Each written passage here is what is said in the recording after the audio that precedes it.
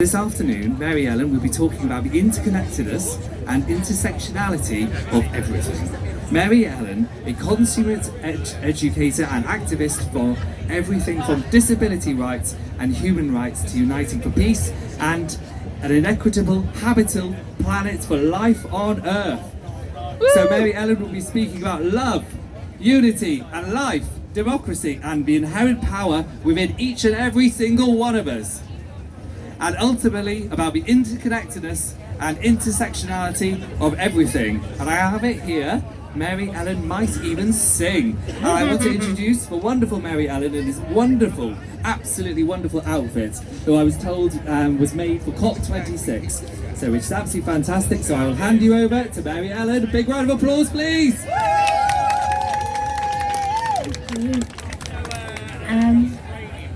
Hello and welcome and happy Earth Day to everybody, and particularly to our Mother Earth and to all of life on Earth, not just human beings. We've been indoctrinated into thinking that us human beings are the top of the chain, we are it, and yet we're not. We're the only ones, the only species on this planet that has fallen for the myth, the illusion, the lie that we need money to survive, that we need passports and visas, and that there are borders drawn all over this planet. There are no such things. No other species needs a passport or a visa or permission to move across this planet, to find water, to find food, to find homes.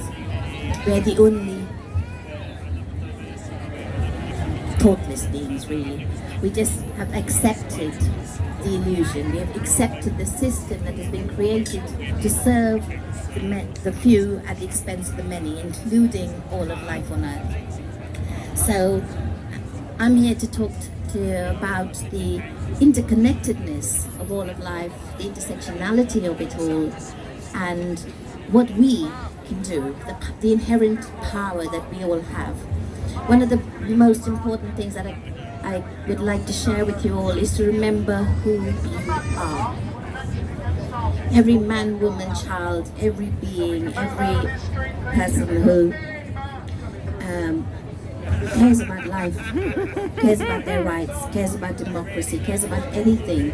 Yeah, we need to know the power we have to actually make a difference, to be the peaceful beings that we were born to be, that there's so much of our money is going into creating wars and divisions, because divisions and wars create money for the greed-blinded few. No one is born thinking that they must amass millions and billions.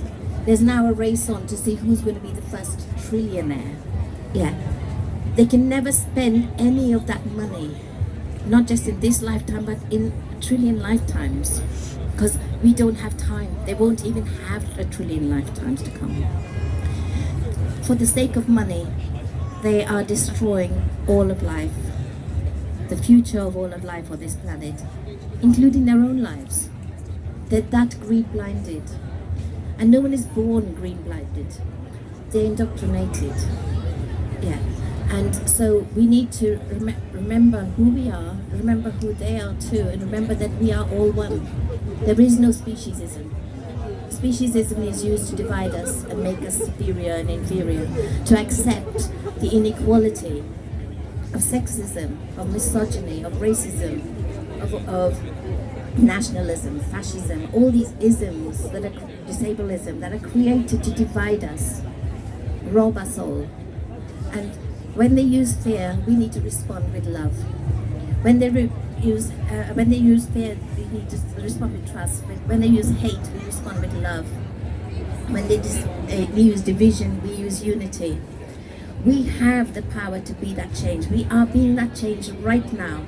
All of you being here on our streets is reclaiming our planet, being the unity that we need to survive. We are uniting to survive, not just as a species, but all of life on Earth. and the earth itself, knowing that we are not individual beings.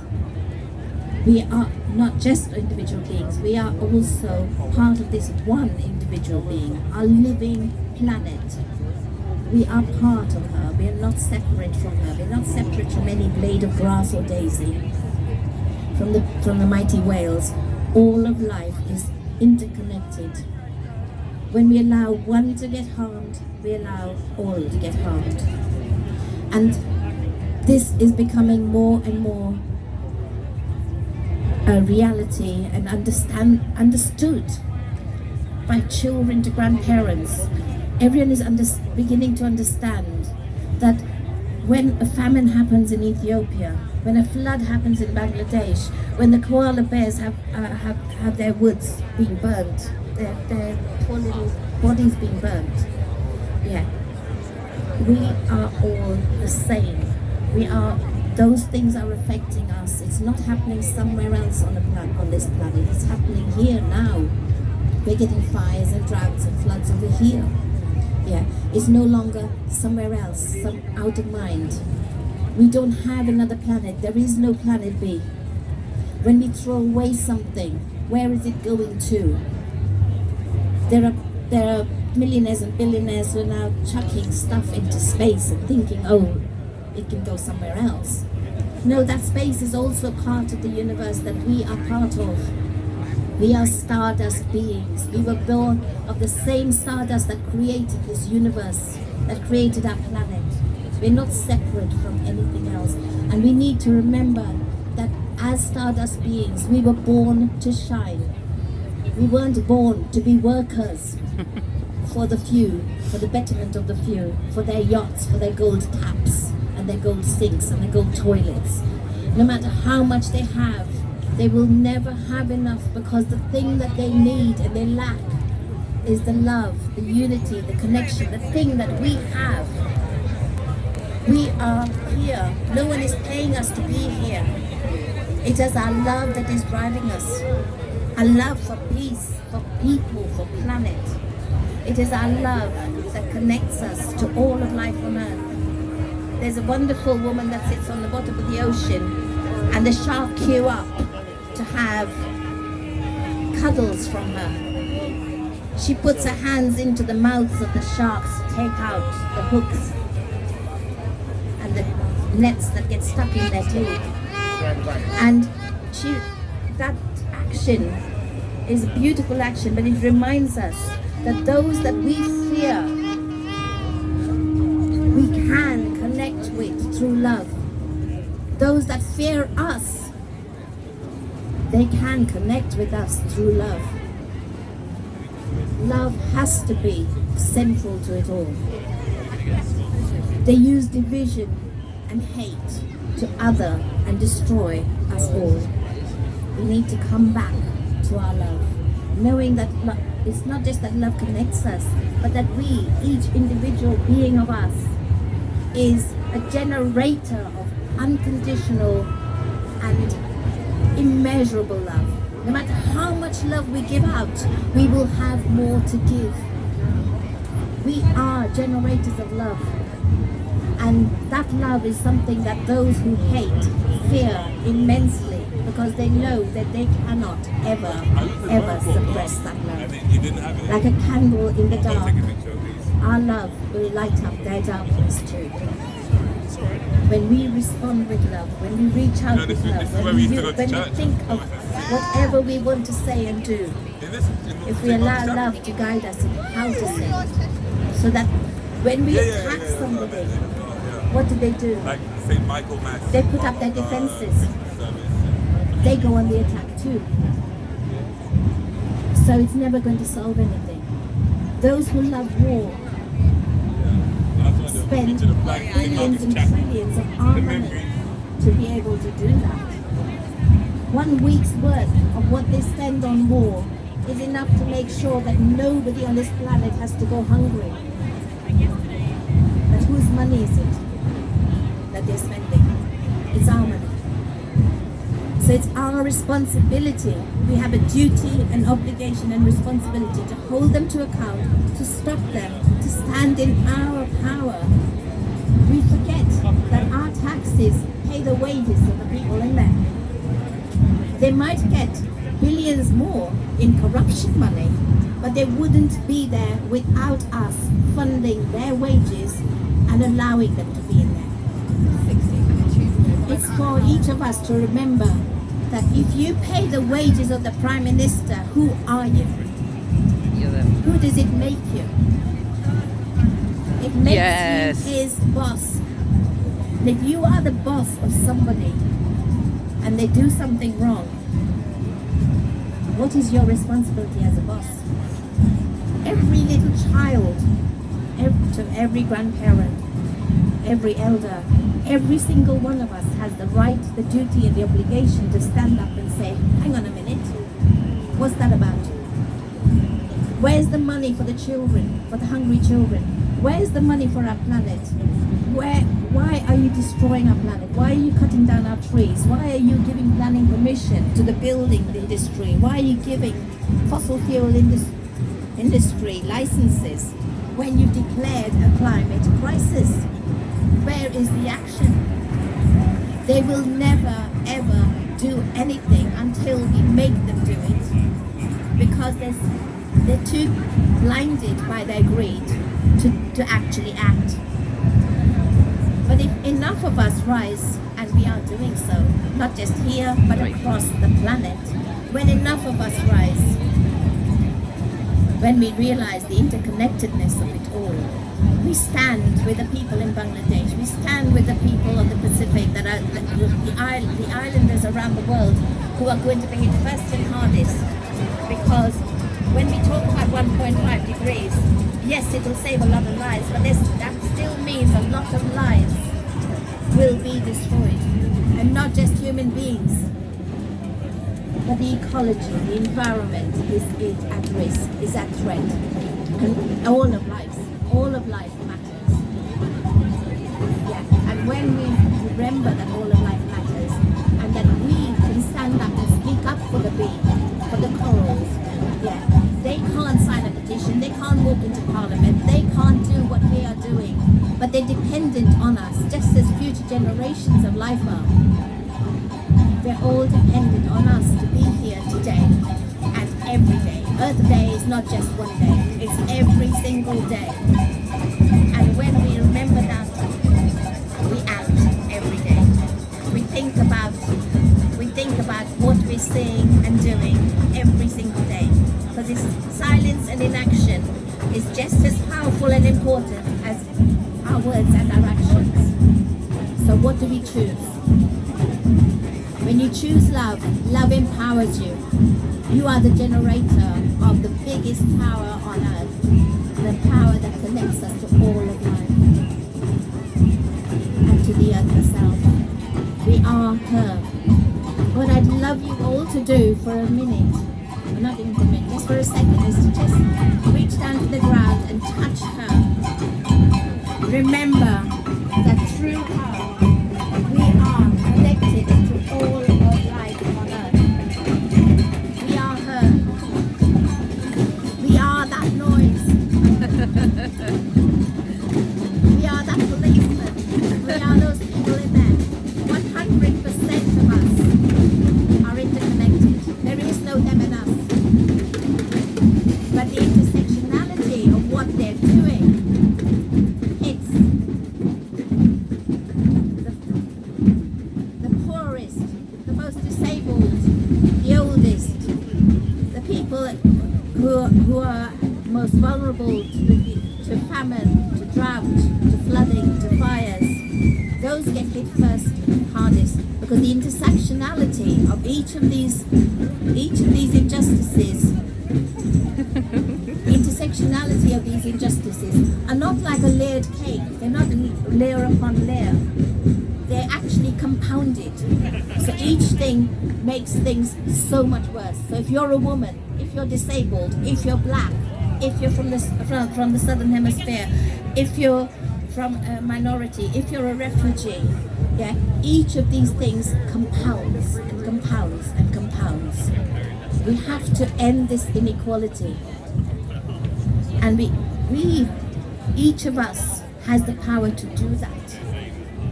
We think of ourselves as being not so powerful. We think of ourselves as needing permission and authority because there are two schooling systems. One which says, can I go to the toilet now? Can I go home now? I'm sorry I didn't bring my homework in. But you're asking permission all of the time and being taught from little babies how to accept authority over you and never to know your own authority, your own inherent power. The other schooling system teaches them how to debate. It teaches them how to debate on any topic. Today you're debating for, tomorrow you're debating against, and it doesn't matter what your heart says. It doesn't matter what your empathy says. It cuts them off. They are cut off from their hearts. They're cut off from the rest of the planet, and that makes it possible for them to do what they do, to harm those they harm. It allows them to say, today we're for Brexit, tomorrow we're not. Today we'll say, yes, we'll declare a climate crisis, but we won't actually do anything about it. Yeah, we have to understand that these two schooling systems are child abuse of every single child. The rich and the poor, they're all being abused by a system that has been created to divide us. We need to unite for justice, for peace, for survival. We need to remember, love is the answer.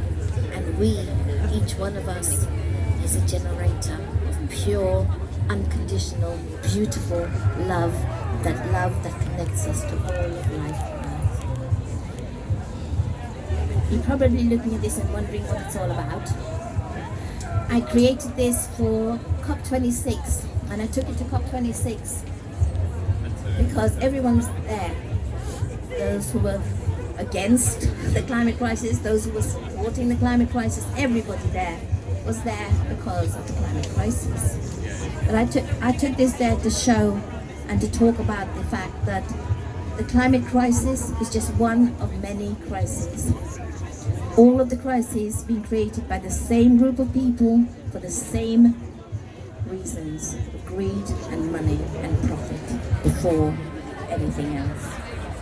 But we cannot solve that if we cannot see how it's connected to every other crisis. We can't have climate justice if we don't have social justice. We can't have disability rights without human rights for all. In fact, disability rights is the same as human rights. You can't have an end to racism without respecting the fact that indigenous rights across the planet means that indigenous people are being robbed of their land, their forests, their water, their rights, and being killed for standing up for our rights, for our Amazon, for our environment. It's all connected. And we need health and social care. The little COVID bug has taught us that health and social care is something that we need to have all across the planet.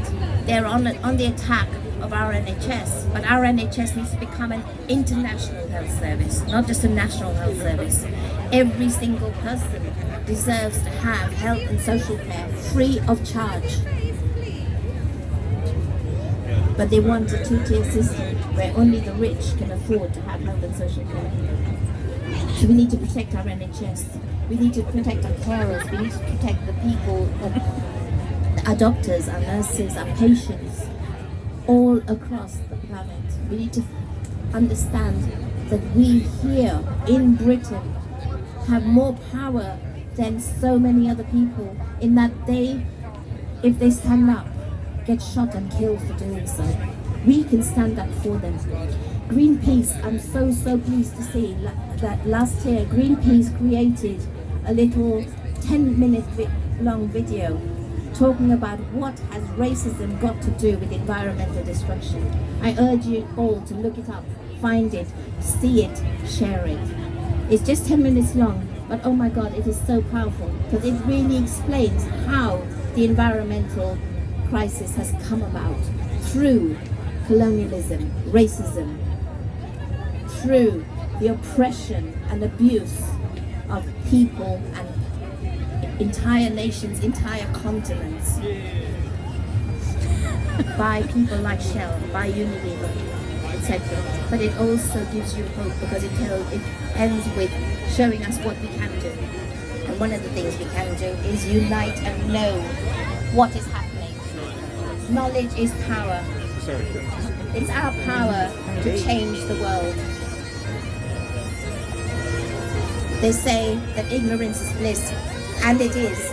Our ignorance is their bliss, because it allows them to get away with doing whatever they want to do. So let's make sure that we keep increasing and sharing every bit of knowledge we can until everybody knows the truth. Our truth-sayers are being put into prison for daring to speak the truth, for daring to shine a light on the crimes that are being committed against us and our planet.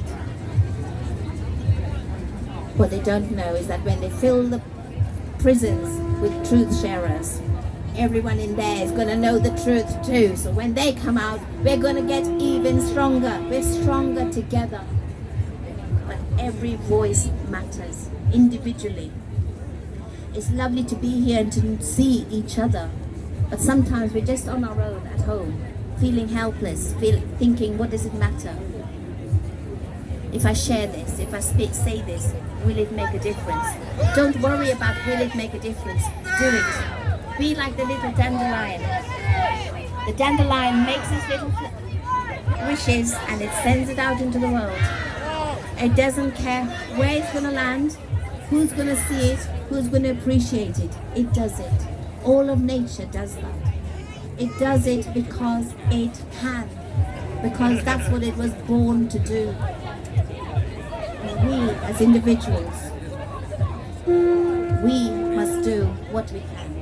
I can speak to you, but I can never speak to the people you will speak to. You will never speak to the people that they will speak to. But if each of us is part of that ripple, keep pushing that awareness and truth and love and be that love every single day, we are the change. We are love in action. This is love in action. You are love, and I love you all. And I would like to sing a little song for you. And this is one I'd like you all to join in. It's really, really, really simple. In the Hindu religion, I'm not a Hindu, but in the Hindu religion, they have this word called the sound, called Om. And they say that Om is the sound of the universe, and it connects us to all. And to me, Om then signifies love, because that's what connects us all. And signifies water, and that's what connects us all. Signifies the earth, and connects us all. So I've got this little song, little chant, and I'd love you all to join me. There's 3 parts to it. So if you can just join, I'll sing the different parts. The first part is the simplest, which is just Om, just the sound of Om. Whatever pitch you want to be, just making the sound of the Om. Okay? And so, this is Om.